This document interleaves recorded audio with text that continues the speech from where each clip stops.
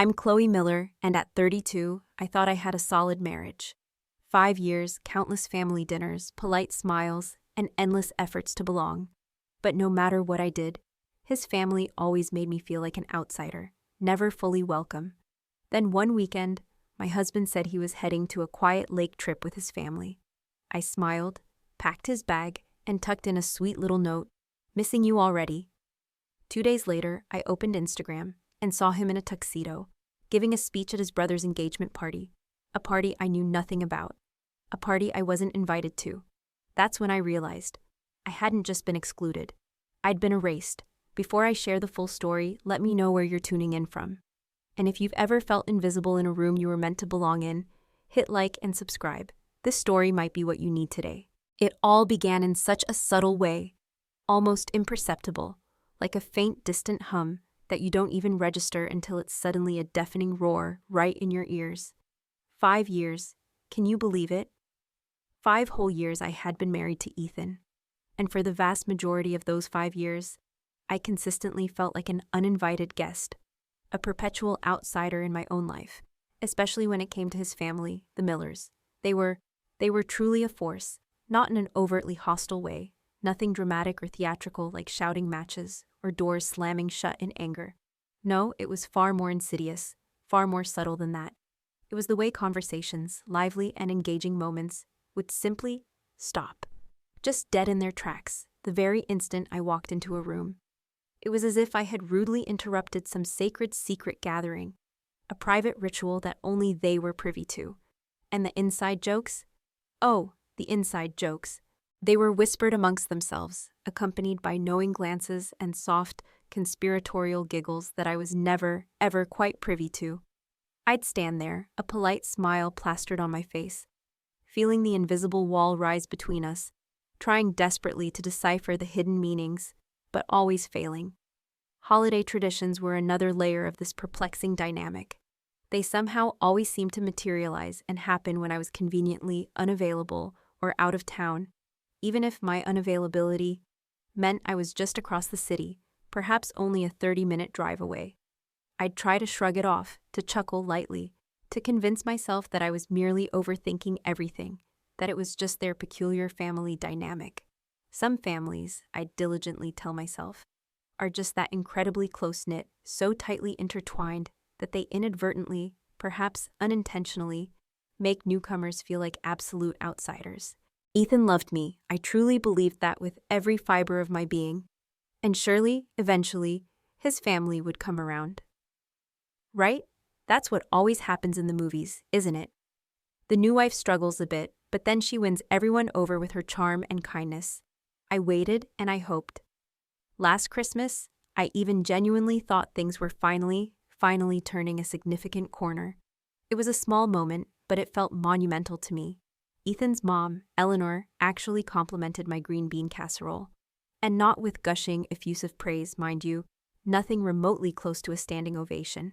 But it was a quiet, almost imperceptible nod, and a softly spoken, "This is quite good, Chloe," which for Eleanor was practically a full-blown declaration of adoration, a grand gesture of approval. His dad, Richard, for once, actually asked me a question about my marketing job, and I saw a flicker of genuine interest in his eyes, something beyond the usual polite, obligatory small talk about the weather or traffic.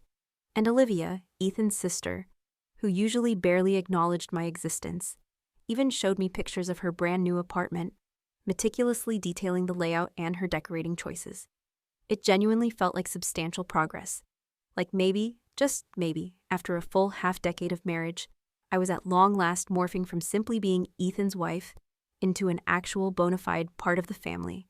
But now, looking back on it all, with the stark, unblinking clarity of hindsight, I can see it for precisely what it was. Polite, nothing more, nothing less. Cordial. The kind of interaction you have with a distant acquaintance, someone you want to keep things perfectly pleasant with, not the deep warmth and genuine connection you share with true family. It was a performance, and I was just a polite observer. This past Friday morning, the familiar, lingering feeling of unease hit me with a sharp, cold splash to the face, as sudden and shocking as icy water. It was so intense, it made my coffee taste inexplicably bitter, coating my tongue with a strange metallic tang. Ethan's phone buzzed sharply at precisely 7:30 a.m. He snatched it off the nightstand with a lightning-fast speed I had honestly never witnessed from him before, not even when his boss, a notoriously demanding and utterly relentless executive, called him during our fancy anniversary dinner at that expensive downtown restaurant. His eyes, usually half closed and blurry with sleep in the early morning light, darted frantically across the screen, soaking in whatever urgent message had just arrived. And then, he did something that sent an immediate chilling sensation deep into my bones. He deleted it, just gone, without uttering a single word, without even sparing a single glance in my direction. The action was swift, deliberate, and utterly silent. "Everything okay?" I asked, trying desperately to inject a casual, breezy tone into my voice, as I slowly, deliberately buttered my toast, watching his reflection in the shiny surface of the toaster. My heart, however, had already started that familiar, anxious flutter, a nervous bird trapped in my ribcage. "Just Mom," he mumbled, his voice flat, setting the phone face down on the counter, almost with an air of finality. "Family's doing a little reunion thing at the lake this weekend. Nothing special. Nothing special." The words hung in the air between us, clanging like a discordant, out-of-tune bell, ringing with a jarring falseness. The Millers didn't do casual. That was simply not in their DNA. They meticulously planned Christmas dinner 3 months in advance, sending out formal, heavy, embossed invitations, even for backyard barbecues. Nothing with the Miller family was ever nothing special. Not ever. "That sounds nice," I said, my voice carefully neutral, deliberately stripped of any detectable emotion. "Which lake? The usual spot?" I was referring, of course, to their sprawling, impressive family compound. The kind of place where we'd gone for Richard's birthday last year. A place where every single conversation had felt like an excruciating audition that I was perpetually failing. A performance I could never quite master. He was already moving decisively towards the coffee maker, his back turned to me, effectively and definitively ending the conversation before it could truly begin. Just the old crowd. Golf, boring conversations about the stock market. You'd hate it. He wasn't entirely wrong about the boredom, if I'm being completely honest with myself. I vividly remembered Richard spending a grueling 2 hours explaining the intricate nuances of municipal bonds to anyone unfortunate enough to be within earshot at that birthday party. Eleanor had critiqued every single dish, every appetizer, every entree, every dessert, at the fancy restaurant we'd gone to later, picking apart each one with surgical precision. Olivia had taken an astounding 47 photos of her salad, meticulously arranging each leaf. I had indeed been bored out of my mind. My patience stretched to its absolute limit, but still, the exclusion stung. The casual, almost dismissive rejection of my interest, the easy way he had waved away my very presence. "Well, maybe I could come for part of it," I suggested, trying desperately to inject some genuine enthusiasm, a glimmer of hope, into my voice. "I don't mind the boring stuff if it means spending time with everyone. I can make myself useful." Ethan turned around then, and for a fleeting, almost imperceptible second, something chilling flickered across his face. Fear, pure, unadulterated panic. It was gone so swiftly, so instantaneously, that I almost managed to convince myself I'd imagined it entirely. A trick of the morning light, perhaps, playing tricks on my tired eyes. "Babe, honestly, you'd be absolutely miserable. Mom's already complaining about the humidity. Dad's bringing those ridiculous golf clubs he never stops talking about. And you know how Olivia gets when she's had too much wine." He walked over to me then and pressed a quick, almost perfunctory kiss to my forehead. "Besides, didn't you say Brooke and Sierra were planning something for this weekend?" That was true, I had to admit. Brooke had mentioned wanting to hit the slopes. The idea had been buzzing in my mind. And Sierra had been talking about needing a girls' trip for weeks, practically vibrating with the need for a getaway. I'd actually been on the fence about it, mostly because I felt a lingering guilt about leaving Ethan alone on a weekend. But if he was going to be with his family anyway, "I guess I could call them," I said, a faint, tentative hope stirring within me that this suggestion, this compliance, would somehow make him happy, would smooth over the strange tension. "Perfect." He squeezed my shoulder then, that quick, tight squeeze he always gave. A fleeting gesture that felt more like a sealing of a deal than an act of affection. And with that, he headed upstairs to get ready for work, leaving me alone in the quiet kitchen. We both get to have fun. I sat there for a long moment, staring intently at his empty coffee cup, a single lonely drop clinging to the rim. Something still felt profoundly wrong, a persistent, irritating little itch I couldn't quite reach, couldn't quite scratch. Maybe it was the frantic, almost desperate way he'd grabbed his phone that morning. Maybe it was how unnervingly quickly he'd offered an alternative plan the moment I suggested coming along. Or maybe, just maybe, it was simply my imagination, tirelessly fed by 5 long, weary years of perpetually feeling like an outsider in his family, a character constantly waiting in the wings, never quite making it onto the main stage. The truth, the uncomfortable, undeniable truth, was that the Miller family had never quite accepted me. It was a cold, hard fact that sat heavy in my gut. During my lunch break, a sense of quiet determination settled over me. I finally called Brooke. "So, about that ski trip," I started, the words feeling a bit hesitant as she answered, not quite sure how she'd react. "Oh my gosh, yes. Sierra's been checking the weather obsessively, practically glued to the forecast. The snow's supposed to be absolutely perfect this weekend." Brooke's infectious enthusiasm was a refreshing blast of fresh air, and for the very first time all day, a genuine spark of excitement flickered, strong and bright deep within me. "Are you free? I know you usually do things with Ethan on weekends. You're always so devoted." "He's got a family thing, so I'm all yours," I replied, a lightness in my tone that surprised even myself. "Excellent. I already looked at lodges. There's this cute place about 3 hours north. Nothing fancy, definitely not a 5-star resort, but it's got a big crackling fireplace and they serve amazing hot chocolate, the kind that makes you forget your troubles." "Book it," I practically shouted, a genuine smile spreading across my face. "I'll bring the snacks, all the good stuff." That evening, I casually mentioned the ski trip to Ethan while we were engrossed in our dinner preparations. It was one of our favorite routines, a familiar comfort, cooking together in the kitchen, talking about the mundane details of our days, planning our upcoming weekend adventures. I was carefully marinating the chicken, coaxing the flavors into the meat, and he was chopping vegetables for a stir-fry, each slice precise and rhythmic. "Sounds perfect," he said, his voice even, but he wasn't looking at me.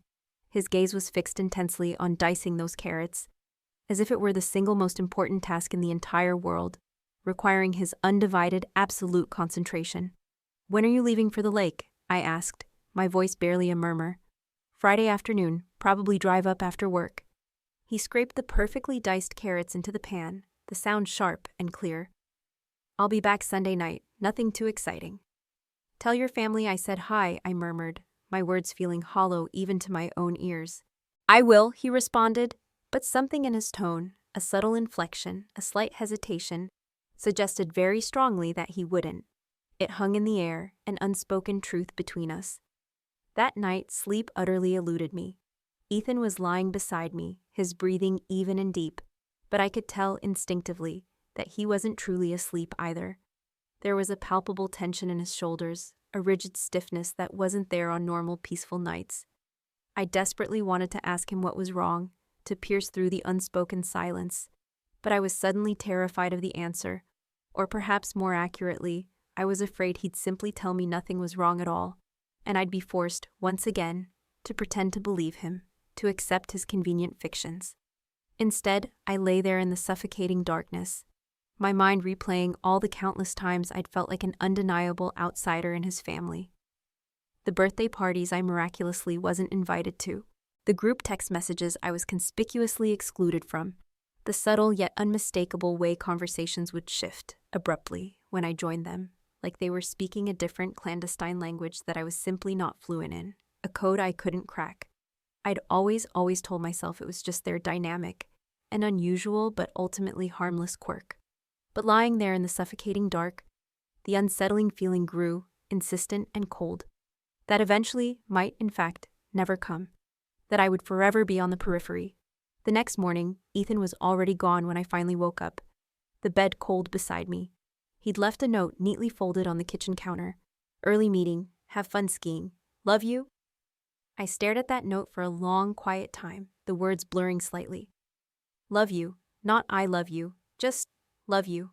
It was such a small, seemingly insignificant thing, maybe even meaningless to anyone else, but it felt like another undeniable piece of evidence in a case I desperately didn't want to build. A narrative I didn't want to accept. I packed my ski gear then, the familiar weight of the boots and jacket a small comfort, and tried with all my might to push the nagging doubts away. Maybe I was overthinking everything. Maybe the weird, persistent feeling in my stomach was just simple anxiety about the upcoming weekend apart. We didn't spend many weekends separately, and perhaps that unfamiliarity was simply making me paranoid, making me see things that weren't there. Before finally leaving for the mountains, a sudden impulse struck me. I decided to slip a small sweet note into Ethan's suitcase, something intimate, something that would remind him of us, of me, while he was away. I found a pink sticky note, the kind I used for grocery lists, and carefully drew a small, imperfect heart on it, adding the words "missing you already" in my neatest, most earnest handwriting. I tucked it gently into the side pocket of his overnight bag, right next to his phone charger, a spot where I knew, with absolute certainty, he'd find it. It was such a small, seemingly insignificant gesture, but in that moment, it felt profoundly important. Like I was staking a claim, reminding him, reminding us, that I existed, that I mattered, that our connection was real. Looking back now, with the painful clarity of hindsight, I realized how utterly desperate that little heart was, how much naive hope I'd pinned on such a tiny, fragile thing. I had absolutely no idea, not the slightest inkling, that by Sunday night everything would be irrevocably different. That the man I trusted implicitly, the man I'd given my whole heart to, had been weaving a web of lies around me in ways I couldn't even begin to imagine. But in that moment, as I carefully tucked that note into his bag, a small prayer in my heart, I still believed in us. I still believed that love, pure and simple, was enough. That my trust was entirely warranted. That the strange, persistent ache in my gut was just wedding jitters that had inexplicably lasted 5 years too long. I had absolutely no idea how little I truly mattered to him, or to them, to his entire carefully constructed world. The ski lodge enveloped me in a comforting embrace of scents, the sharp, fresh smell of pine, the warm, sweet aroma of cinnamon, with just a faint smoky hint of burning wood from the massive, impressive stone fireplace dominating the common area. Brooke and Sierra, already settled and relaxed, had claimed a cozy corner table near the wide window, basking in the afternoon light. I was curled up deeply in an oversized plush armchair, finding a comforting warmth as I cupped my hands around a steaming mug of hot chocolate, generously topped with fluffy whipped cream and a generous sprinkling of tiny, perfect marshmallows. The mountain air had been crisp, biting, and absolutely perfect all morning, invigorating my senses, and my cheeks were still delightfully rosy from the lingering cold, a tangible mark of a perfect day on the slopes. "You really should post that picture I took of you on the summit," Brooke said, her voice lilting as she scrolled through her phone, a smile playing on her lips. The lighting was just incredible, truly epic. I pulled out my own phone, still buzzing internally with the quiet joy from our exhilarating morning run down the intermediate slopes. A perfect glide through fresh snow. My Instagram feed was usually pretty quiet, nothing too exciting, mostly just artful photos of my morning coffee, the occasional sunset captured in vivid colors, and sometimes a beautifully plated dinner Ethan and I had made together. But the photo Brooke had captured of me was genuinely breathtaking.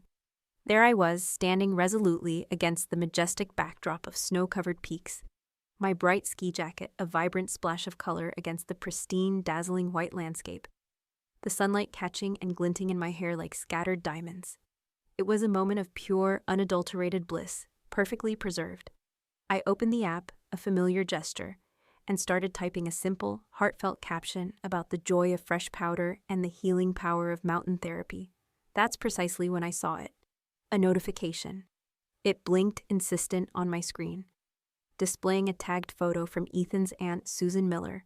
Aunt Susan was someone I'd exchanged pleasantries with at countless family gatherings. A polite nod here, a brief "how are you there?" but I had never truly known her well. Never delved beyond the superficial.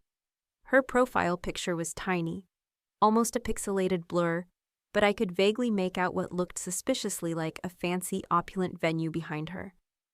The caption preview, a mere snippet of words, read, "So proud of my youngest engagement." My finger froze, hovering indecisively over the notification.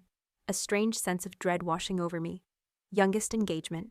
Ethan's family only had 2 sons, 2 distinct branches on their family tree, him, my husband, and his younger brother, Caleb. Caleb had been dating his girlfriend, Sophia, for a solid 3 years, a steady, unremarkable relationship. Yet there had been absolutely no mention of marriage. At least, not that I'd ever heard. Not a whisper, not a hint. I tapped the photo, a tremor running through my hand. The image immediately filled my entire screen, and everything inside me, every cell, every molecule, went absolutely cold. It was Aunt Susan, beaming, her face alight with undisguised pride, dressed elegantly in a burgundy gown, standing directly under an elaborate, glittering crystal chandelier. Behind her, stretching into the background, I could clearly see round tables draped in pristine, cream-colored linens, adorned with elaborate, towering floral centerpieces that looked incredibly expensive, and what unmistakably looked like a small, polished dance floor. This was not a casual family reunion at the lake. This was a party. An elegant, undoubtedly expensive, meticulously planned party. I read the full caption, the words searing themselves into my mind. So proud of my youngest nephew's engagement. Caleb and Sophia, you're absolutely perfect together. What a truly magical evening celebrating love. My hand started trembling uncontrollably, the hot chocolate sloshing precariously, threatening to spill over the rim of my mug, droplets splashing onto the table. I zoomed in on the background, my eyes frantically darting, desperately searching for familiar faces, for some explanation, some rationalization. And then, there, at a table positioned near the dance floor, unmistakable, was Eleanor, Ethan's mother. She was wearing the navy blue dress, the very one I'd helped her painstakingly pick out for her anniversary last year, a dress I'd complimented her on. She was laughing, her head thrown back, raising a champagne flute in what looked exactly like a celebratory toast, her face alight with unadulterated joy. I scrolled, almost instinctively, to the tagged accounts. Caleb was tagged, Sophia was tagged. And there, in the far corner of the photo, almost imperceptibly tiny, barely visible, but undeniably, unmistakably there, was Ethan. My Ethan. My husband. In a sleek black tuxedo I'd never, ever seen before, perfectly tailored. His hair was impeccably styled, every strand in place, a stark contrast to the casual, relaxed weekend look he'd left home with. The look he wore for golf and boring conversations. He was embracing Caleb, his arm tight around his brother's shoulders, both of them grinning widely, radiating a joy so profound it was as if they'd just won the lottery, discovered a hidden treasure. Next to them, Sophia, the new fiancée, was delicately wiping tears from her eyes, her left hand prominently extended, displaying what looked like a truly substantial, glittering diamond ring, catching the light and sparkling with cruel indifference. "Everything okay?" Sierra asked, her voice laced with concern. Glancing over from her own phone, her brow deeply furrowed with worry lines. "You look like you've just seen a ghost, Chloe." I couldn't answer her. The words were simply stuck in my throat, strangled by the shock. I was too busy, too consumed, frantically scrolling through the other tagged accounts, discovering more photos, more undeniable, irrefutable evidence of the intricate, suffocating lie I'd been living. Ethan's sister, Olivia, had posted a carousel of images from the party, a visual narrative of their perfect evening. The first photo showed her and Sophia embracing warmly, both of them exquisite in elegant dresses, radiating happiness. The second was a large group shot of the entire family, every single member present, everyone dressed to the nines, champagne glasses raised high in a collective toast. The third photo depicted Ethan, my own husband, standing at what looked unmistakably like a microphone stand, giving a speech, his hand gesturing expansively toward Caleb and Sophia, his face beaming with pride. My husband was giving a speech at his brother's engagement party, an engagement party I knew absolutely nothing about, an engagement party I hadn't even been invited to, deliberately excluded from. The realization hit me like a physical blow. I kept scrolling, my breath coming in short, ragged gasps, each one tearing at my throat. There were detailed photos of the dinner, multiple courses meticulously served on fine china, wine glasses glinting mockingly in the candlelight, reflecting my broken reality.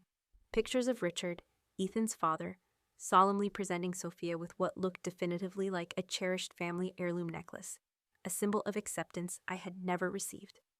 Videos of Caleb getting down on one knee, a grand theatrical gesture, in front of the entire assembled family, while everyone cheered wildly, their joy a sharp contrast to my silent despair. Every single person I'd shared holidays with, every person I'd exchanged polite gifts with, made awkward small talk with at countless, endless family gatherings. They were all there, all celebrating, all included, all part of something truly significant, something intimate, something I had been meticulously, deliberately excluded from. I found a video on Olivia's story that captured the exact poignant moment of the proposal. Caleb had clearly orchestrated it as a central part of the party, getting down on one knee while someone played a soft romantic melody on a piano in the background, setting the perfect scene. The family was gathered tightly in a circle around the couple, their faces wrapped with emotion, and I could clearly see Ethan, my husband, clapping enthusiastically, his face bright with a genuine, uninhibited joy that I rarely, if ever, saw at home, a happiness he seemed to reserve solely for them. My heart was pounding so hard now, a frantic drum against my ribs, that I could actually hear its frantic rhythm over the cheerful, oblivious chatter filling the lodge around me. Without even thinking, my finger instinctively hit his contact before I could stop myself. A desperate, automatic reaction. It rang once, then twice, then a third agonizing time. Then the robotic click of voicemail. "Hi, you've reached Ethan.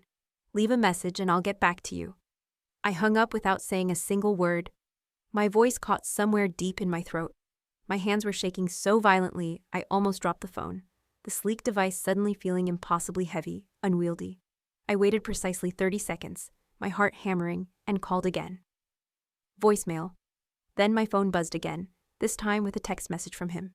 2 curt words. "Can't talk." That was it. 2 words. Not "I'll call you back as soon as I can." Not "I'm at dinner, we'll talk later, I promise." Just "can't talk." Like I was some bothersome telemarketer, an unwanted interruption to his perfect evening. I stared at those 2 devastating words until they blurred together through the sudden moisture in my eyes. Can't talk to his wife on the very night his brother got engaged. At a lavish party he'd deliberately lied about. At an event he'd meticulously, purposefully excluded me from. The audacity. I stood up abruptly, the legs of my chair scraping harshly against the polished wooden floor, a jarring sound in the quiet lodge. "I need some air," I mumbled to Brooke and Sierra, my voice thick and unfamiliar. "Want company?" Brooke asked immediately, concern deeply etched into her voice, her eyes wide. "No, I need a minute, to myself." I walked, almost stumbled, to the lodge's bathroom, my legs feeling strangely unsteady, like they might buckle and give out from under me at any moment. The mirror above the sink reflected a face I barely recognized staring back at me. My cheeks were still flushed pink from the invigorating, cold mountain air, but my eyes looked hollow, vacant, profoundly shocked. I gripped the edge of the sink, the cold, smooth porcelain grounding me slightly, offering a small anchor in the swirling chaos, and stared intently at my reflection. Was I invisible to him? The question surfaced from somewhere deep, somewhere I'd been desperately trying not to look, trying to deny for 5 long, arduous years. All those endless family gatherings where I felt utterly like a stranger, an interloper. All those whispered inside jokes I wasn't and would never be a part of. All those countless times I'd painstakingly convinced myself that I was being ridiculously oversensitive, that I was imagining the subtle distance, the pervasive exclusion. But this wasn't my imagination. This was horrifyingly, undeniably real. This was an entire family choosing, deliberately and with full intent, to celebrate one of their most significant, most joyous moments without me. This was my husband lying directly to my face, looking me in the eye and fabricating a story, choosing them over me, choosing their comfort, their convenience, over my feelings, over my dignity, over our shared life. The tears came then, a sudden hot rush, but not in the dramatic, explosive way I had always imagined they would. No theatrical sobs or angry, raging outbursts. Just a quiet, steady stream that felt like something profound breaking inside me, a deep internal dam cracking under immense, unbearable pressure. I wiped them away with rough, abrasive paper towels, but they kept coming, hot and relentless, pouring from my eyes. I thought then of the little heart I'd carefully tucked into his suitcase, a foolish token of love. Had he even found it? Had he read my tender note about missing him while he was buttoning his custom-made tuxedo, preparing for a lavish party he'd never, ever intended to tell me about? The thought twisted in my gut. My phone buzzed again, vibrating against the cold porcelain sink. For a fleeting moment, a desperate, foolish hope fluttered weakly in my chest. Maybe, just maybe, it was Ethan calling back, finally ready to explain, ready to apologize, ready to make it all right. It was a new notification from Instagram. Olivia had posted yet another new photo. The Miller family gathered joyously around a piano, singing something together, their voices in harmony, their faces beaming. Ethan was there, my husband, his arm draped affectionately around Eleanor's shoulders, his face bright with a pure, unadulterated happiness I rarely, never saw at home, a joy reserved for his real family. I slammed the app closed, the screen going dark, and splashed cold water on my face, again and again, trying to wash away the stinging tears, the burning betrayal. When I finally looked up, the woman staring back at me in the mirror looked profoundly different. Not just hurt, not just confused, but truly, fiercely angry. Not just excluded, but fundamentally, irrevocably betrayed. I walked back slowly, deliberately, to Brooke and Sierra, who were now pretending to be deeply absorbed in their own phones. A flimsy facade, but clearly, palpably worried about me. "Change of plans," I said, my voice surprisingly steady, firm, more resolute than I felt inside. "I want to ski until they close the slopes. I want to ski until I'm so utterly exhausted, so physically spent, that I can't possibly think about anything else, not a single thought. Because thinking about this, about what it truly meant, about what came next, about the shattered pieces of my life, was simply too much to handle, too overwhelming to process in a cozy lodge with a comforting mug of hot cocoa and the concerned, pitying gazes of my friends. I needed the mountain. I needed the raw speed, the biting cold, and the pure, relentless physical demand of staying upright, of navigating the treacherous slopes, while the entire world seemed to be trying its best to knock me down, to break me. I needed to keep moving, relentlessly, because if I stopped, even for a second, I might just fall apart completely, irrevocably. The next morning arrived far too early, pulling me from a restless, fitful sleep. I'd skied until my legs burned with an agonizing ache, until my lungs screamed for air, but true, peaceful sleep had remained stubbornly elusive. Every single time I closed my eyes, those damn Instagram photos flashed behind my eyelids, searing themselves into my mind. Ethan's genuine, radiant smile at his brother's party. The Miller family gathered in a picture of perfect, joyful celebration, and always, always the gaping, empty space where I should have been. A stark, painful void.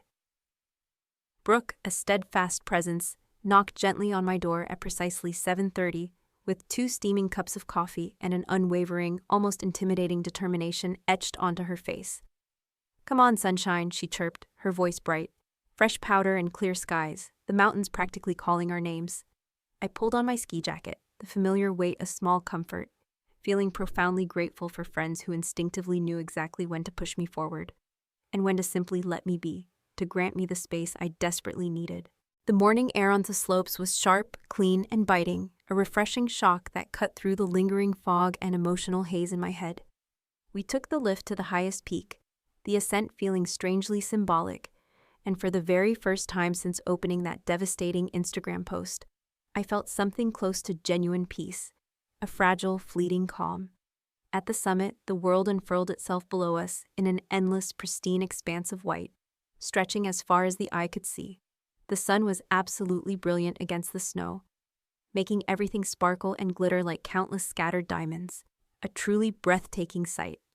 Other skiers dotted the slopes below us like colorful, vibrant specks against the stark white.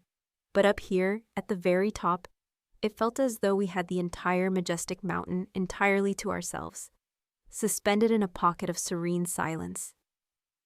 "This is absolutely incredible," Brooke breathed, her voice filled with awe, pulling out her phone. "The light is utterly perfect. Let me get a picture of you, Chloe."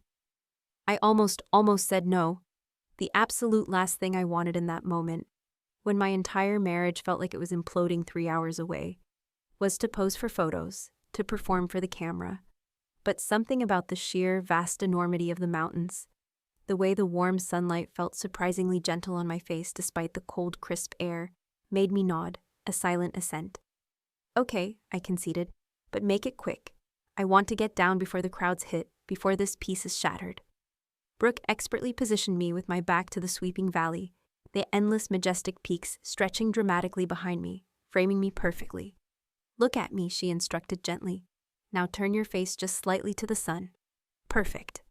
I closed my eyes for a brief moment, letting the pure warmth wash over my eyelids, a comforting balm. The world felt utterly suspended up here, quiet, hushed, except for the faint, distant whisper of the wind through the trees far below, a soft, ethereal sound. When I opened my eyes, Brooke was already eagerly showing me the result. The photo was beautiful in a way that truly surprised me, a stark contrast to the turmoil within. My cheeks were still delightfully flushed from the cold, my hair catching the dazzling light where it escaped from beneath my hat, a halo of gold. But it was my expression that truly caught me off guard. I looked peaceful, genuinely content. The worry lines that had been etched deeply around my eyes for months, chronic indicators of my inner turmoil, were miraculously smoothed away by the invigorating mountain air and the gentle caress of the sunshine. Send it to me, I said, my voice firm with a new resolve. I want to post it. Back at the lodge an hour later, nestled back in my armchair, I sat with my phone clutched in my hand, staring intently at that photo, trying desperately to find words that truly matched how I felt. The betrayal was still there, a sharp, piercing pain, still vivid, still raw, but it was now undeniably mixed with something else, something profound and new, a clarity I hadn't felt in years, a sudden blinding insight. I typed and deleted half a dozen captions, each one feeling inadequate, superficial. Mountain therapy, too generic, too cliché. Finding peace in high places, too vague, too non-committal. Sometimes you have to climb high to see clearly, too philosophical, too preachy. Then I looked at the photo again, truly seeing it this time. My face turned resolutely toward the sun, completely present in that singular, powerful moment. And suddenly, the words came, without effort, without hesitation, pure and raw. Turns out the mountains were more welcoming than some families. I hit post before I could second-guess myself, before doubt could creep in and paralyze me. The response was immediate, a flurry of notifications. Brooke, who was sitting directly across from me, looked up from her own phone with dramatically raised eyebrows. Okay, she said, a hint of awe in her voice. That's bold. I totally respect it. Sierra leaned over to read the caption, her eyes widening, and let out a low whistle. Whoa, girl, you just declared war. But it didn't feel like war to me, not at all. It felt like truth, simple, clean, undeniable truth, after months, even years, of diligently pretending that everything was perfectly fine, that the rotten core of my marriage didn't exist. My phone started buzzing relentlessly within minutes. First came the likes, friends from work, college buddies I hadn't spoken to in ages, neighbors who knew me well enough to intuitively read between the lines, to understand the unspoken message. Then came the comments. My coworker, Jessica. You okay, Chloe? This seems pointed. My neighbor, Mrs. Rodriguez. Mountains never judge. Sending love, dear. My college roommate, ever the dramatic one. Spill the tea when you're ready, girl. But then, the nature of the notifications subtly shifted. A direct message from Olivia, Ethan's sister, suddenly appeared at the very top of my screen, stark and demanding. I opened it without thinking, my heart giving a strange, lurching thump. What the hell is your problem? I stared at those words for a long, quiet moment, letting their aggression wash over me. What was my problem? Oh, let me count the ways. Before I could even begin to formulate a response, my phone rang, vibrating angrily. The caller ID displayed Eleanor's contact photo, a formal, perfectly coiffed headshot from her real estate business cards. I watched it ring once, twice, 3 times. My thumb hovering indecisively over the answer button, a silent battle raging within me. On the 4th ring, I sent it directly to voicemail.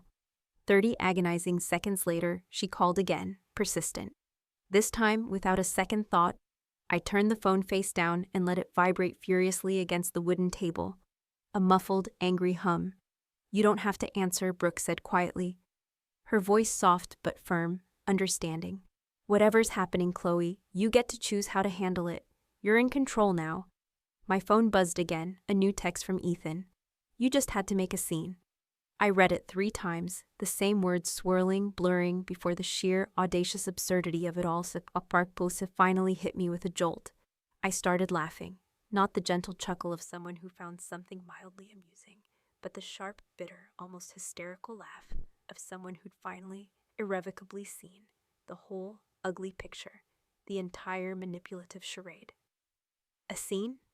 I repeated out loud, the words incredulous, showing Brooke the message on my screen. A selfie is a scene? What's he talking about? Brooke asked. Her brow furrowed in confusion, clearly missing a large piece of the puzzle. I realized then, with a heavy heart, that I hadn't told them everything, hadn't laid bare the full extent of the deception. Ethan lied to me about this weekend, I explained, the words tumbling out, raw and painful. He said it was just a casual family reunion, a simple gathering. Turns out it was his brother's engagement party, a formal, lavish engagement party that I wasn't even invited to. Sierra's mouth fell open, a silent gasp. Are you serious, Chloe? Dead serious, I affirmed, the pain in my voice palpable. I found out last night through Instagram, of all places. While I'm up here freezing my butt off, thinking he's playing boring golf with his dad, he's in a tuxedo, looking perfectly groomed, giving speeches at his brother's engagement, raising champagne toasts. That's horrible, Brooke said, shaking her head slowly. Her face filled with genuine dismay.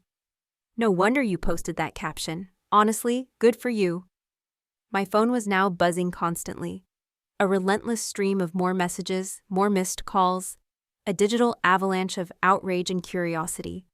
I opened Instagram again to see that my post had been shared by several people, multiplying its reach, including my cousin Laura, who happened to live in Ethan's hometown and was somewhat connected to his social circles. The comments were multiplying at an alarming rate, a public forum for my private pain. Then Brooke, her eyes wide, showed me something else that made my breath catch in my throat, a fresh wave of nausea washing over me. Look at this, she said, holding up her phone, the screen glinting. Someone posted a video on their story and tagged you. It was a shaky, amateurish video, clearly taken in the midst of the engagement party's chaotic energy.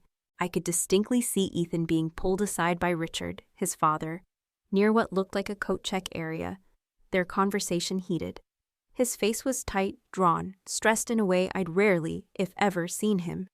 In the background, in stark, painful clarity, I could see Sophia, the new fiancée, dabbing delicately at her eyes with a tissue, while Caleb rubbed her shoulder, a comforting gesture.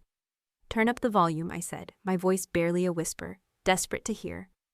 The audio was muffled, distorted, but I could make out fragments of their hushed, angry conversation. Your wife, inappropriate timing, family matters, embarrassing. The video was only 15 seconds long, a fleeting moment, but it told a complete, devastating story. My simple, honest caption had somehow, inexplicably, reached the party. It had disrupted their perfect, carefully curated evening. It had forced them to acknowledge my very existence, even in my humiliating absence. Another notification popped up, this time from Aunt Susan, the very same woman whose initial post had so cruelly revealed the lie in the first place. She'd commented directly on my photo. Sometimes people show their true colors when they think no one's watching. I instinctively, immediately, screenshot that comment before she could possibly delete it, preserving it as undeniable proof. More texts were relentlessly rolling in from Ethan, a desperate, angry torrent. This is absolutely embarrassing, Chloe. People are asking questions. Can you please just delete it? This is ruining everything. Delete it? Like deleting a photo would somehow magically delete the searing truth of what he'd done? Like pretending I didn't exist for his family's comfort and convenience was somehow more acceptable, more honorable, than acknowledging my own existence for my own sanity, my own dignity? You know what, I said to Brooke and Sierra, a newfound resolve hardening in my voice, a quiet strength I hadn't known I possessed. I don't think I will delete it. In fact, I did the precise opposite. I opened the photo again, a defiant act, and added a location tag, Summit Peak, where the air is clear and the view is honest. My phone immediately erupted with a fresh wave of notifications. an undeniable testament to the impact of my actions. But for the very first time since discovering Ethan's insidious lies, I felt something entirely different from hurt. I felt powerful. I felt visible. The mountains had welcomed me with open arms, with bright, unfiltered sunshine, and with crystal clear, honest air. My husband's family had welcomed me with deceit, with deliberate exclusion, and with demands for silence, for invisibility. In that moment, a profound realization washed over me. I knew, with absolute certainty, which one truly felt more like home. The drive home from the mountains felt like descending from another world entirely, leaving behind a realm of pristine clarity and raw honesty. With every mile that brought me closer to our shared house, the profound clarity I'd found on that snowy summit began to feel fragile, delicate, constantly threatened by the immense, oppressive weight of what grimly waited for me back home. Brooke and Sierra, true friends that they were, had offered without hesitation to come with me, to stand steadfastly by my side when I finally faced Ethan, to offer moral support and a protective presence. But this, I knew deep down, was something I absolutely needed to do alone. This confrontation, this reckoning, was mine and mine alone. I pulled into our driveway at precisely 4:30 Sunday afternoon, 2 full hours earlier than I'd originally planned. An act of defiance, a statement. Ethan's car was already there, parked neatly, which surprised me. He'd explicitly said he wouldn't be back until late evening, but apparently his family weekend had ended abruptly, perhaps just as dramatically as my discovery of the truth. I sat in my car for a moment, simply staring at our front door, the familiar entryway now feeling profoundly foreign.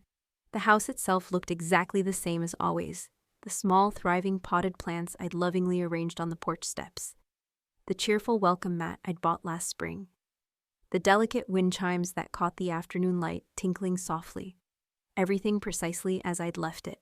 But somehow, inexplicably, it was completely, fundamentally different now. My phone buzzed one more time, a final chilling message from Ethan. "We need to talk when you get home."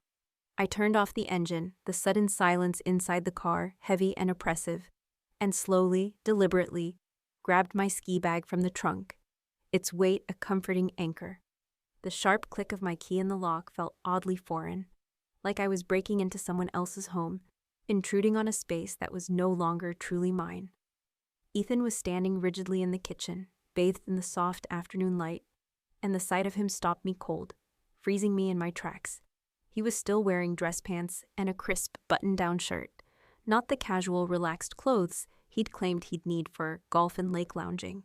His hair was still meticulously styled, with the kind of precision that strongly suggested a recent professional barbershop visit, not a carefree weekend spent with family. But it was his posture that told the real, unvarnished story. Arms tightly crossed over his chest, shoulders rigid and defensive, jaw set firmly in that way that meant he'd been meticulously rehearsing exactly what to say, preparing his defense. He looked undeniably defensive, already on the attack, before I'd even uttered a single word. "You made everything worse," he said, his voice flat, accusatory, before my suitcase even touched the floor. Before I could even fully enter the room, I stood there, my hand still gripping the handle of my bag, a strange, cold sensation settling deep in my chest. Not "how was your trip?" Not "I'm so incredibly sorry you found out that way, Chloe." Not even a simple, "we need to talk about what happened." About us. Just immediate, unapologetic blame hurled directly at me like a weapon. "Worse than what?" I asked, setting my bag down slowly, deliberately, the thud echoing in the quiet room. "Worse than lying directly to me, Ethan? Worse than meticulously excluding me from your own brother's engagement, a major family event? Worse than letting me find out through a random Instagram post that my husband has been systematically living a complete double life, keeping secrets from me?"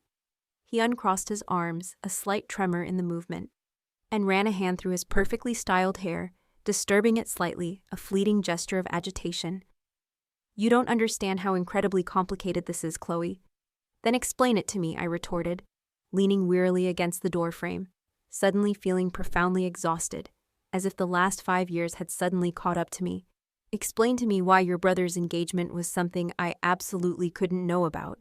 Explain to me why you felt the desperate need to lie about where you were going, where you'd be. It's not that simple, Chloe. It seems pretty simple to me, I countered, my voice dangerously calm, the quiet preceding a storm. Your family was celebrating something profoundly important, something joyous, and you deliberately chose not to include me. So I have one single question for you, Ethan. I looked directly at him, my gaze unwavering, watching his face intently for any flicker of genuine emotion, any sign of remorse. Why didn't you want me there? Why was my presence so undesirable? He flinched visibly, as if I'd physically struck him, a sharp, involuntary reaction. His eyes darted away from mine, unable to meet my gaze, focusing instead on something vague over my shoulder, a blank spot on the wall. The silence stretched between us, thick and heavy and utterly telling, filled with unspoken truths. Mom wasn't comfortable with the idea, he finally whispered, his voice barely audible, a pathetic, weak admission. Your mother wasn't comfortable with me at your brother's engagement party, I repeated, the words dripping with disbelief and bitter irony. She was worried you might not quite fit the vibe they were going for. You know how formal these things can get, Chloe. She was incredibly stressed about everything being absolutely perfect, without a single flaw. Something cold and sharp, something utterly cutting, crystallized inside me at his words. What vibe was that exactly? I asked, my voice terrifyingly calm, a menacing calm. The vibe where your wife simply exists? The vibe where she's acknowledged as part of your life. That's not fair, Chloe. Fair? I laughed then, a dry, rattling, humorless sound. Devoid of any genuine mirth, only profound bitterness. You want to talk about fair, Ethan? You honestly think it was fair to let me meticulously pack your suitcase, to carefully slip a little love note into your bag, while you knew, with absolute certainty, that you were going to a party I wasn't invited to. You think it was fair to let me plan a weekend away with my friends, meticulously arranging my schedule, just so I wouldn't accidentally discover your elaborate, pathetic lie. His face went stark white, drained of all color, a mask of shock. You went through my stuff? He stammered, the accusation clear in his tone. I didn't go through anything, I stated, my voice rising, firm with indignation. I put a note in your bag because I foolishly thought my husband would actually miss me while he was away. Clearly, I was profoundly wrong about that, wasn't I? Ethan's shoulders sagged slightly, a small concession, a tiny sign of defeat. Look, Chloe, I found the note. It was sweet. It really was. But you have to understand— No, I interrupted sharply, cutting him off mid-sentence, my voice clear and resolute. I don't have to understand anything anymore. But I do understand now. I understand that your family, your precious Millers, thinks I don't quite fit the vibe. I understand that your mother isn't comfortable with my mere existence at family celebrations, that my presence somehow taints their perfect image. What I do want to know, Ethan, what I desperately need to know, is what you think. What do you mean by this? Did you fight for me, Ethan? When your mother explicitly said she didn't want me there?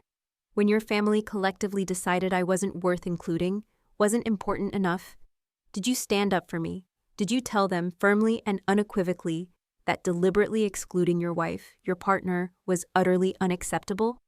The silence that followed his question was the loudest thing I'd ever heard in my entire life, deafening in its absence, filled with his unspoken answer. He opened his mouth, then closed it, then looked down at his hands, unable to meet my gaze, unable to form words. It's complicated, Chloe. You don't know how my family operates. They have their ways of doing things, and if I push too hard— His voice trailed off, a pathetic, weak whine. If you push too hard, what, Ethan? They'll what? Disown you? Stop loving you? Or would they just be mildly inconvenienced by having to pretend to like me for one single evening? My voice was rising now, a tremor of pure indignation running through it, a righteous anger finally surfacing after years of suppression. That's not how it is, Chloe. Then how is it, Ethan? Because from where I'm standing right now, it looks precisely like you value their comfort, their superficial acceptance, more than my dignity, my well-being. It looks exactly like you'd rather lie directly to me, betraying our trust, than deal with their petty disapproval, their minor inconvenience. I walked past him then on, my legs feeling strangely unsteady, like they might give way beneath me at any moment, and headed for the stairs. Everything in our house, every familiar object, looked starkly different now. The framed photos of us on the mantelpiece, the coffee cups we'd carelessly left in the sink Friday morning, the throw pillows I'd meticulously arranged on the couch, striving for domestic perfection. All of it felt like mere props in a meticulously staged play I hadn't even realized I was performing in, a cruel deception. "Where are you going?" Ethan called after me, his voice laced with sudden panic. "To pack," I stated, my voice flat, devoid of emotion. "You don't have to do this, Chloe. We can work through this. We can fix this." I paused on the third stair, my hand gripping the banister tightly, the wood cold beneath my fingers. "Can we, Ethan?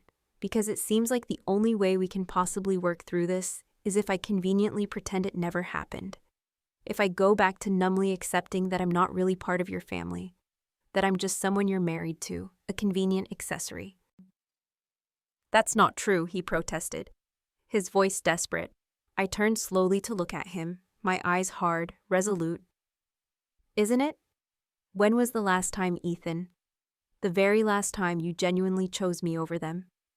When was the last time you truly put my feelings first, when they directly conflicted with what your family wanted, with their arbitrary demands?"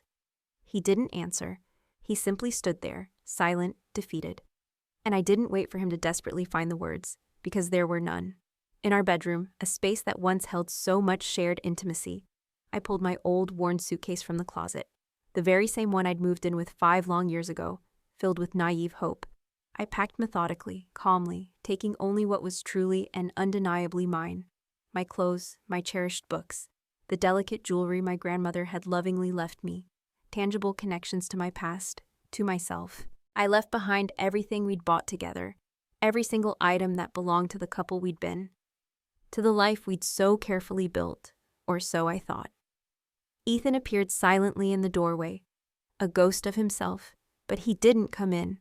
He simply watched me, a silent spectator, as I meticulously folded my sweaters, rolled my jeans into neat cylinders, packed my shoes into careful, compartmentalized sections of the suitcase. "The note," he said quietly, his voice barely a whisper, a flicker of something in his eyes. I looked up, meeting his gaze. "What about it, Ethan?" "I did see it," he confessed, his voice heavy with a strange mix of regret and self-pity. "I carried it with me all weekend." I found the pink sticky note then, lying crumpled slightly on his nightstand. The little heart I'd meticulously drawn now looked childish, impossibly naive, a relic of a past version of myself. The words "missing you already" felt like they'd been written by someone else entirely, a stranger from a different lifetime. I picked it up, smoothed it out carefully, and then placed it with deliberate precision on his pillow. This time, it wasn't a token of enduring love, a symbol of affection.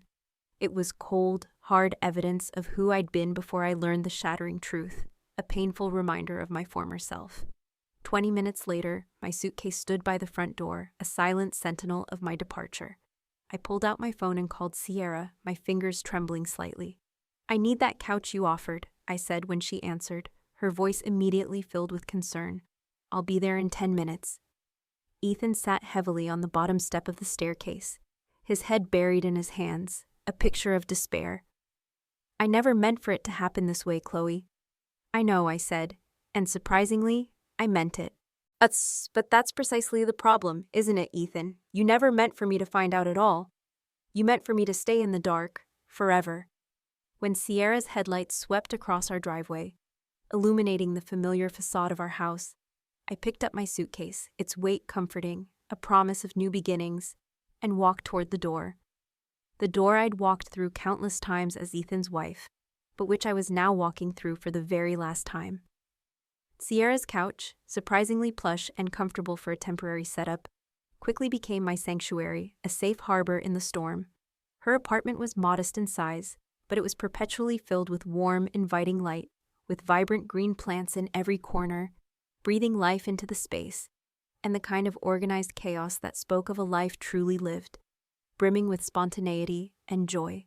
I'd been there for 3 days, slowly adjusting, when my phone buzzed with a notification that made me sit up abruptly, my heart giving a curious flutter. My cousin Laura, a distant but familiar face, had reshared my mountain photo, adding a powerful fire emoji and her own succinct, defiant caption. "Some truths burn brighter than lies. Proud of my girl." Laura lived in Ethan's hometown, moved in the very same social circles as his family, which made her reshare not just a simple gesture of support, but a bold public statement, a direct challenge. Within a mere hour, the photo had been shared 6 more times, its reach expanding exponentially. People I barely knew, strangers from the fringes of my social network, were commenting, liking, adding their own fire emojis and hard eyes reactions, echoing Laura's sentiment. The simple image of me on that mountaintop, bathed in sunlight and peace, was traveling like wildfire through social networks I hadn't even realized existed, taking on a life of its own. That's when things truly got interesting, in ways I could never have predicted. Tuesday morning, I was quietly making coffee in Sierra's sun-drenched kitchen, the aroma filling the air, when my phone rang. The number was unfamiliar, an unknown caller, but something, an inexplicable intuition, made me answer. "Is this Chloe Miller?" The voice on the other end was professional, cautious, almost hesitant. "Yes," I confirmed, my voice a little wary. "This is Chloe." "This is Megan Davies from Davies & Associates," she stated, her tone shifting slightly, becoming more direct. "We handle marketing for several local businesses. I'm calling because, well, this is a bit unusual, but one of our clients mentioned some social media activity that's been affecting their business relationships." I slowly set down my coffee mug, the ceramic cool against my fingers, my heart sinking with a sudden, dreadful premonition. "I'm sorry, I'm not following," I said, my voice tight. "Your husband, Ethan Miller, does contract work for several of our clients," Megan explained, her voice softening slightly. "One of them, Brightside Financial, mentioned that there's been some negative attention surrounding domestic issues, which is making them uncomfortable continuing the relationship. It's affecting their public image." My stomach dropped, a cold, hard knot. "Are you calling to ask me to take down my social media posts?" "No, actually," Megan said, and to my astonishment, her tone shifted again, almost a hint of excitement now bubbling beneath the professional facade. "I'm calling because we've had 3 other companies reach out to us, asking who you are. Apparently, your story is resonating powerfully with people, and they want to know if you're available for marketing consultation. Authenticity sells, Chloe, and you've got something a lot of brands are desperately looking for right now." I hung up the phone feeling utterly dizzy, as if the world had tilted on its axis. My Instagram post, that single defiant selfie, was not only affecting Ethan's business, causing him professional fallout, but somehow, inexplicably, it was simultaneously creating unforeseen opportunities for me. The irony was almost palpable. By Thursday, the picture became crystal clear, illuminated by harsh reality.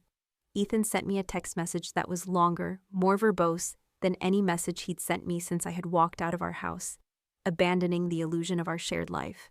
"Thanks to your little stunt," he began, his words dripping with bitterness and accusation. "I lost the Brightside account. Mark Stevens said his wife saw your post, and it raised questions about my character and my judgment, about my stability. This is directly affecting my livelihood, Chloe. I hope you're happy with yourself." I stared at that message for a long, quiet time, the words burning into my mind. Then slowly, deliberately, I typed back my response, succinct and unyielding. "Your choices, not mine." It was the undeniable truth. I hadn't coerced him into lying. I hadn't forced him to exclude me from his brother's significant life event. I hadn't compelled him to choose his family's superficial comfort over his wife's fundamental dignity, over our marriage. I'd simply told the truth, my truth, about the mountains being more welcoming, more honest, than some families. If that truth proved inconvenient, if it disrupted his carefully constructed world, perhaps he should have considered the profound consequences of his actions before creating the situation, before weaving his web of deceit. The fallout continued relentlessly in ways I hadn't fully anticipated, spreading like ripples in a pond. Olivia, Ethan's sister, unfollowed me on all social media platforms, a childish but symbolic act of severing ties. Eleanor, his mother, blocked me entirely, erecting a final digital barrier. But for every Miller family member who abruptly cut me off, 2 new people, often complete strangers, reached out to me. The messages started trickling in on Wednesday and became a veritable flood by the weekend, overwhelming my inbox with shared experiences. Women I'd never met, from all corners of the country, were sliding into my DMs, pouring out their own poignant stories of exclusion and betrayal. Emily from Texas. I've been excluded from my husband's family events for 8 years. Seeing your post made me realize I'm not crazy, that I'm not alone. Olivia from Florida. Thank you for speaking up, Chloe. I honestly thought I was the only one living this nightmare, feeling like an invisible ghost. Jessica from right here in town. Girl, I know exactly which family you're talking about. You're better off without them, trust me. That last message made me laugh out loud. A genuine, uninhibited burst of mirth, the first in a long time. Small towns really did keep no secrets, it seemed. But the message that truly broke my heart, piercing through the armor I was building, came from someone entirely unexpected. Ethan's cousin, Hannah. The one who had always been genuinely kind to me at family gatherings, whose smile always felt authentic, a beacon of warmth. I'm so incredibly sorry this happened to you, Chloe, she wrote, her words filled with palpable regret. We weren't told about the engagement party either until the very last minute, a frantic, rushed invitation. And when I tentatively asked about you, Aunt Eleanor simply said, coldly, family only. I should have said something then. I should have stood up for you, Chloe. I'm truly ashamed that I didn't, that I remained silent.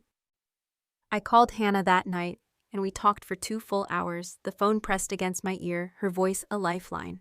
She told me things I'd suspected in the deepest, darkest corners of my mind, but had never had confirmed, never dared to voice, how Eleanor, Ethan's mother, meticulously orchestrated family events specifically to exclude me, to ensure my absence, how she'd systematically poisoned conversations about me for years, subtly, expertly turning the family against me, how Ethan himself had become increasingly passive, increasingly complicit, in defending me, his wife.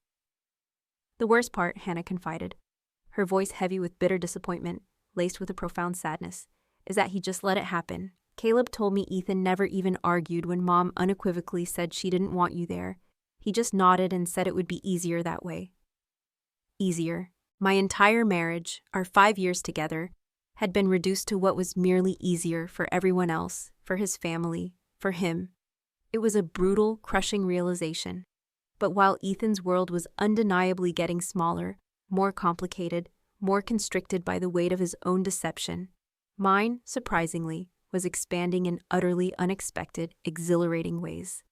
I started consistently going to yoga classes with Sierra, finding solace in movement and breath. The instructor, a wise woman in her 60s named Brenda, had the kind of profound wisdom that comes only from surviving your own tumultuous storms, from navigating life's most difficult waters. After class one day, she gently pulled me aside, her eyes kind and knowing. I don't know your story, dear, she said softly. But I can clearly see you're rebuilding something new and strong. That, my dear, takes immense courage. I joined Sierra and her friends for dinner twice that week. Real dinners, filled with lively, uninhibited conversation and genuine, bubbling laughter. Not the quiet, careful, strained meals Ethan and I had shared for months. Meticulously monitoring every word, every gesture, I took my 8-year-old niece, Lily, to the movies on Saturday. A simple joy. And when she, with the innocent curiosity of a child, asked why Uncle Ethan wasn't with us, I told her, sometimes grown-ups need a little space to figure things out, sweetie. She accepted this explanation with the easy, uncomplicated wisdom of children, and proceeded to make me laugh so uncontrollably hard during the movie that I snorted Diet Coke through my nose, a truly unladylike but utterly freeing moment. Lily thought this was the single funniest thing that had ever happened, her eyes wide with delight. We both dissolved into the kind of infectious giggles that made other moviegoers shush us, which only made us laugh harder, our joy uncontained. Life without Ethan wasn't lonely, not in the way I'd feared it might be. It was quiet, yes, a profound, almost luxurious quiet, but it was the kind of quiet that comes from not constantly monitoring your words, not meticulously walking on eggshells, perpetually afraid of upsetting someone, not endlessly wondering if your very presence was truly welcome in your own marriage. It was the quiet of freedom. Through it all, that defiant photo stayed firmly on my Instagram feed. I could have easily deleted it. Part of me, a small, weary part, wanted to, especially when I learned about Ethan's lost business, the financial repercussions of my truth. But every single time I considered it, Every time my finger hovered over the delete button, I remembered that powerful moment on the mountain, the pure sunlight on my face, the profound peace in my expression, the undeniable truth in my words, etched into the very landscape. The photo had, unexpectedly, become something far bigger than I'd ever intended. It wasn't revenge, though I understood why some people might have perceived it that way. A digital declaration of retribution. It wasn't a declaration of war, though the Miller family clearly felt attacked, their carefully constructed facade crumbling.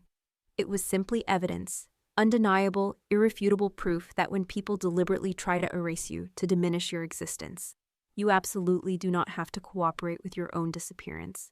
You don't have to vanish quietly into the background. Sunday night, precisely 1 week after Ethan's lies had exploded so dramatically in our kitchen, shattering the illusion of our life, I sat peacefully on Sierra's balcony, bathed in the soft glow of twilight, a comforting cup of tea warming my hands, and scrolled through the comments on my post one last time.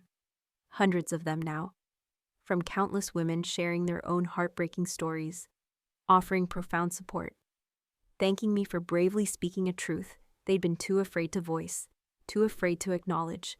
I hadn't planned any of this, not a single thing. I'd simply taken a photo, a moment of personal peace, and told the unvarnished truth about feeling more welcome on a cold, indifferent mountain than in my own marriage, within my own family. But sometimes, surprisingly, the most powerful thing you can do, the most revolutionary act, is simply to refuse to pretend that wrong things are right, that injustice is acceptable. That photo was still there, unedited and utterly unapologetic. Not because I wanted to inflict further pain on anyone, but because some truths, some profound, inconvenient truths, deserve to stay visible, to be seen, to be acknowledged. Some stories, my story, needed to be told, to be heard, to resonate. And sometimes, the very people who most vehemently demand your silence are precisely the ones who most desperately need to hear your voice, loud and clear. The knock came on a quiet Tuesday evening, exactly 1 month to the day after I'd walked out of our house, leaving behind the shattered remnants of my old life. I was sitting comfortably at Sierra's kitchen table, immersed in my work, diligently working on a freelance marketing proposal, one of 3 exciting opportunities that had surprisingly come my way since that transformative phone call from Megan Davies. My laptop was open, its screen glowing softly, steam rising gently from my cup of tea, and for the first time in what felt like an eternity, I was finally feeling a clear, discernible path forward, a sense of purpose. Then, through the thin door, I heard his voice, a familiar but unwelcome sound, echoing in the hallway outside the apartment. "Sierra, is Chloe there? I know she's staying with you." I froze, my fingers hovering motionlessly over the keyboard, my heart hammering in my chest. Through the thin door, I could clearly hear Sierra's response, firm but not unkind, her voice unwavering. "Ethan, you can't just show up here unannounced. I need to talk to her, please," he pleaded, his voice ragged, desperate. "Just 5 minutes. That's all I ask." I slowly closed my laptop, the click echoing in the sudden silence, and walked deliberately to the door, pressing my ear tightly against it, straining to hear every word. His voice sounded profoundly different now, rougher, hoarse, like he hadn't been sleeping well, like the weight of his actions was finally pressing down on him. Part of me, a small, empathetic part, wanted to feel sorry for him, to reach out, but a bigger, stronger part of me vividly remembered sitting numbly in that kitchen, just a month ago, while he shamelessly blamed me for telling the truth about my own painful exclusion, for exposing his lies. "Chloe," he called out, his voice clearer now, apparently knowing instinctively that I was listening, that I was there. "Please, I know you're angry, and you have every right to be, but we can work through this. We can figure it out, I promise." I opened the door just wide enough to see him, to fully take him in. He was standing there in the hallway, illuminated by the dim apartment lights, and the sight of him was a strange blend of familiar and profoundly foreign. Same dark hair, same brown eyes, but he looked noticeably smaller somehow, defeated, diminished. His arms were still crossed in that defensive posture I'd come to know so agonizingly well, a shield against confrontation, and his face wore an expression I recognized instantly. The same practiced sorrow, the same carefully constructed performance of regret he'd shown when his grandfather died, when his boss had criticized his work, when life simply didn't go according to his meticulous self-serving plan. "Can we talk?" he asked, his voice softer now that he could actually see me, a desperate plea. I looked at him for a long moment, truly looking, truly seeing. This man I'd shared a bed with for 5 years, whose coffee preferences I knew by heart, who used to make me laugh until my sides ached, until tears streamed down my face. But that person, that version of him, felt like a stranger now, a phantom. Someone I'd lovingly created in my own imagination to desperately fill the gaping space where a real supportive partner should have been, a true equal. "No," I said simply, the word clear, firm, and resolute. His face crumpled slightly, a fleeting expression of pain, of disbelief. "Chloe, please, I know I messed up. I know I handled things incredibly wrong, but this doesn't have to be the end of everything. We can fix this." "It already is the end of everything, Ethan," I corrected him gently, my voice steady, surprising even myself with its unwavering calm.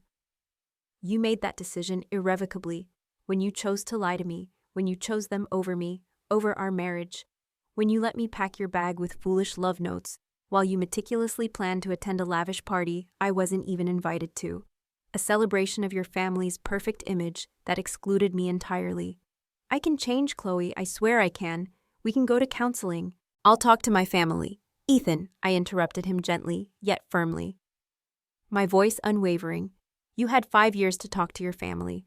You had 5 years to choose me, to stand up for me, to put me first. You didn't. And now you only want to fix it, because there are consequences you don't like, consequences that are affecting your life." He started to say something else, but I simply stepped back, calmly, and closed the door. Not with anger, not with dramatic flair or a theatrical slam. Just closed it, quietly, decisively, the way you close a book when you finally reach the very last page, when the story is undeniably finished.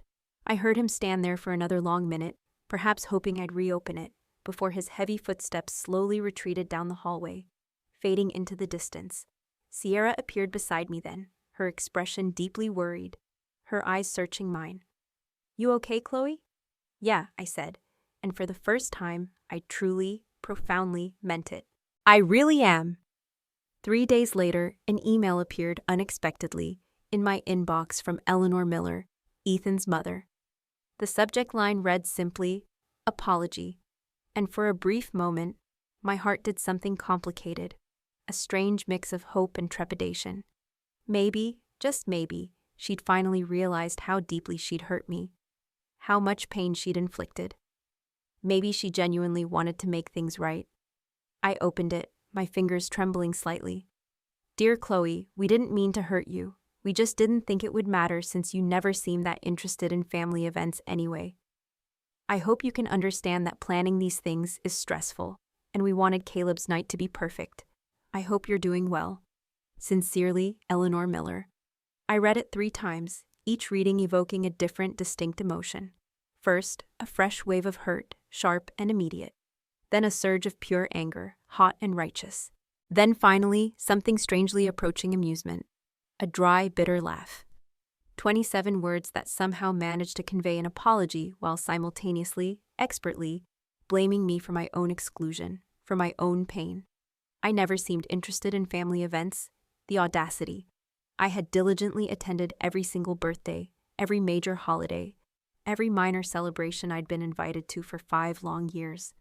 I'd brought thoughtful gifts, contributed to endless potlucks, smiled politely through countless conversations that made me feel utterly invisible, a ghost in the room. But the line that stuck with me the most, the one that resonated with chilling clarity, was the most telling. "We just didn't think it would matter." They didn't think it would matter that I found out my brother-in-law was engaged through a social media post. They didn't think it would matter that my husband lied directly to my face, betraying our trust. They didn't think it would matter that they deliberately, systematically excluded me from a major family celebration, from a moment of profound joy. They didn't think I would matter. I didn't reply to the email, not because I was still consumed by anger, not because I sought petty revenge, but because I finally, truly understood that it simply didn't matter anymore. Their opinion of me, their approval or disapproval, their comfort or discomfort, none of it held any power over my life, not a single ounce, unless I consciously, deliberately gave it that power. Instead, I did something I'd started doing every single night since leaving Ethan. I opened my journal, its blank pages a comforting canvas, and meticulously wrote down all the subtle signs I'd ignored, all the glaring red flags I'd painstakingly explained away, all the moments when I'd desperately chosen to believe his deceptive words, instead of trusting my own strong, persistent instincts, my gut feelings, the way he'd furtively grab his phone when it buzzed, like he was terrified of what I might see, what truth might be revealed. The carefully curated family photos posted on social media that somehow never, ever included me, even when I'd been physically present at the very same event standing right there.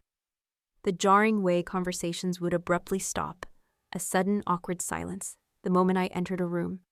The way he'd so casually, so dismissively say, "My family thinks," as if his thoughts and theirs were perfectly interchangeable, a collective, unthinking hive mind. The gradual, insidious erosion of my confidence, so subtle, so slow, that I hadn't even noticed it happening until I was standing alone on a vast mountain, remembering with a sudden, aching clarity what it truly felt like to breathe freely, to exist unburdened. Writing it all down, meticulously, made it real, made it undeniable. This wasn't a marriage that had suddenly gone wrong, a sudden tragic collapse. This was a relationship that had been slowly, subtly poisoning me for years, so gradually, so insidiously, that I'd unconsciously adapted to the pervasive toxicity. Like a frog in slowly boiling water, without ever fully realizing it was slowly, steadily killing me, stifling my spirit. 2 weeks later, I made a decision that surprised even me, a bold, impulsive choice. I booked a weekend trip back to the mountains, the same resort, the very same trails, the exact summit where everything had become so painfully, beautifully clear, where my truth had been revealed. This time, however, I went alone. The drive up was profoundly different without Brooke and Sierra's cheerful chatter filling the car. Quieter, yes, but also more contemplative, more introspective, a journey of self-discovery. I checked into the same lodge, walked past the very same massive stone fireplace where I'd discovered Ethan's devastating lies, and felt nothing but profound gratitude for that moment of painful clarity, for the truth that had set me free. Saturday morning, with a quiet sense of purpose, I took the lift to the summit alone. The mountain was bustling, crowded with weekend skiers, with happy families and loving couples, enjoying the fresh, sparkling snow that had fallen abundantly during the week. But when I reached the very top, I found a quiet, secluded spot away from the main trails, away from the joyful noise, and simply stood there, absorbing the vastness. The view was exactly the same, endless peaks stretching majestically to the horizon, valleys filled with snow-covered trees like miniature forests, a sky so impossibly blue it looked artificial, painted on. But I was completely, fundamentally different. The woman who had stood here just a month ago had been deeply hurt, fiercely angry, utterly shocked by betrayal. The woman standing here now was something else entirely. I opened my arms wide to the boundless sky and felt the sun warm on my face, the invigorating cold air filling my lungs, the solid, unyielding ground firm beneath my feet. "I forgive you," I whispered aloud. The words carried away on the wind, and I meant it profoundly. Not because Ethan deserved forgiveness, not because he had earned it, but because carrying anger was like carrying heavy, sharp stones in my backpack. It only weighed me down, only slowed me on my journey forward. "But I release you," I added, my voice stronger now, and those words felt like powerful wings unfurling, lifting me higher. I didn't take a photo this time. I didn't need to document this moment, to capture it for others, or to share it with anyone. This was just for me, a private, sacred moment of profound liberation. The woman who had walked away from being erased, from being invisible, had found herself, whole and complete, on a mountaintop, arms open wide to a future that belonged entirely, gloriously, to her. My story didn't end in heartbreak, though it had certainly passed through that agonizing territory, leaving scars, but also strength. It ended in something far, far better, profound strength, unshakable clarity, and the bone-deep knowledge that I was no longer the outsider looking in, forever on the periphery. I was the woman who had courageously walked into her own light, a light I had found within myself, and discovered it was warm enough, bright enough to live in forever. If this story of unexpected consequences had you feeling every single emotion, from frustration to anger to hope, hit that like button right now. My absolute favorite part was when I posted that simple mountain selfie with one single honest sentence and watched it completely shake their perfect party, their carefully constructed world, from miles and miles away. What was your favorite moment in this entire journey? Drop it in the comments below. I'd love to read your thoughts. Don't miss out on more powerful stories of women finding their strength, their voice, and their freedom. Make sure to subscribe to the channel, and I'll see you in the next one.